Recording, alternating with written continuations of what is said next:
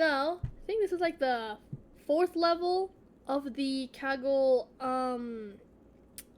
beginner like machine learning. It's called Overfitting and Underfitting. So, here we go. Intro to Deep Learning. That's the course name, if you want to know. Alright?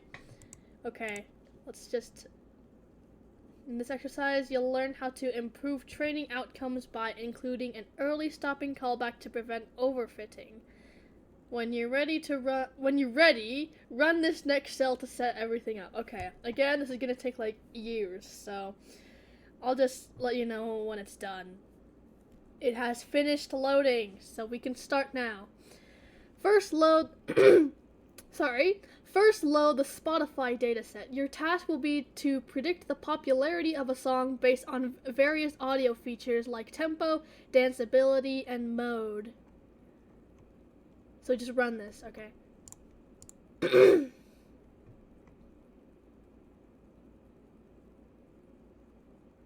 Don't take too long, please. Please. Don't.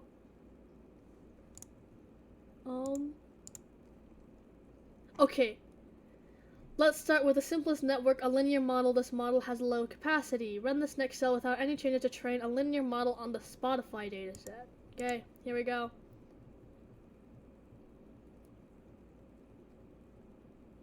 Come on. And we have a very interesting curve that, I don't know, suddenly like, how do you describe it? I'm not gonna describe it. You can see it on screen right here. It's a very interesting curve. That's like a curved angle. It's not uncommon for the curves to follow a hockey stick pattern like you see here. This makes the final part of training hard to see, so let's start at epoch 10 instead. Did I say it as epoch? I did. Oh yeah, here you can see like they're actually separate quite far instead of just like a small amount. They zoomed in pretty far. That's a kind of a big gap, but then again, we're zoomed in a lot. Evaluate baseline. What do you think? Would you say this model is underfitting, overfitting, or just right? Probably... I'm not sure. I think it's like overfitting, but I'm not sure. No, actually, because if it was, okay, time for me to contemplate here. If it was overfitting, then we'd have like, kind of like loss and then coming back up. The loss will increase again. So it could be either just right or underfitting, but I'm not sure. The gap between these curves is quite small and the validation loss never increases, so it's more likely that the network is underfitting, there we go, than overfitting. It would be worth experimenting with more capacity to see if that's the case. Now let's add some capacity to our network. We'll add 3 hidden layers with 128 units each. Run the next cell to train the network and see the learning curves. Okay, let's go.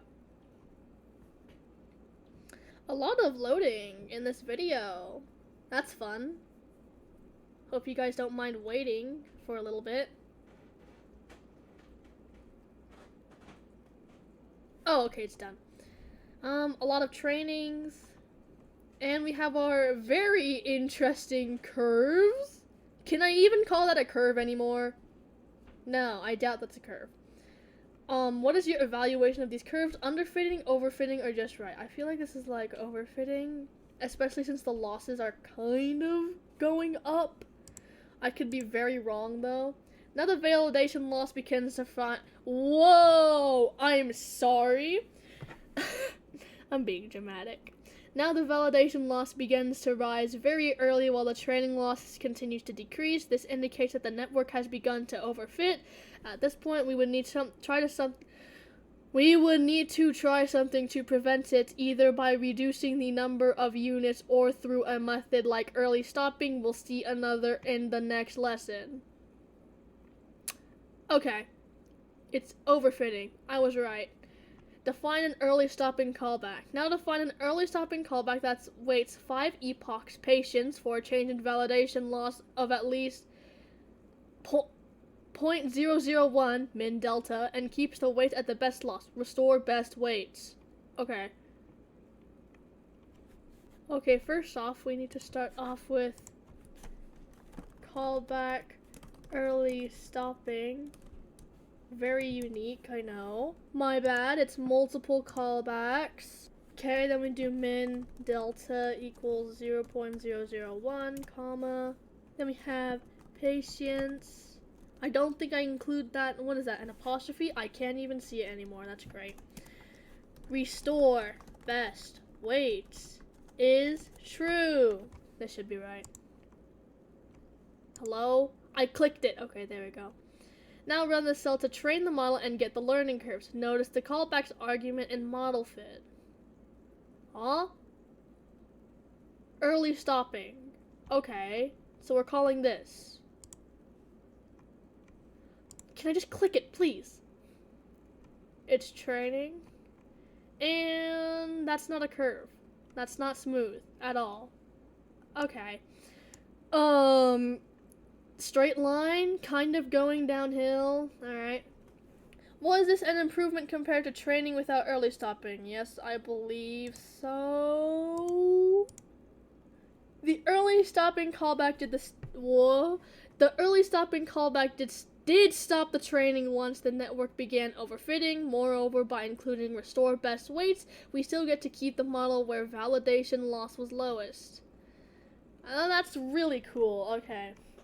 So yeah, that's how overfitting and underfitting works, and that's how the early stopping works. I hope you enjoyed this video, and I'll see you in the next one. Bye.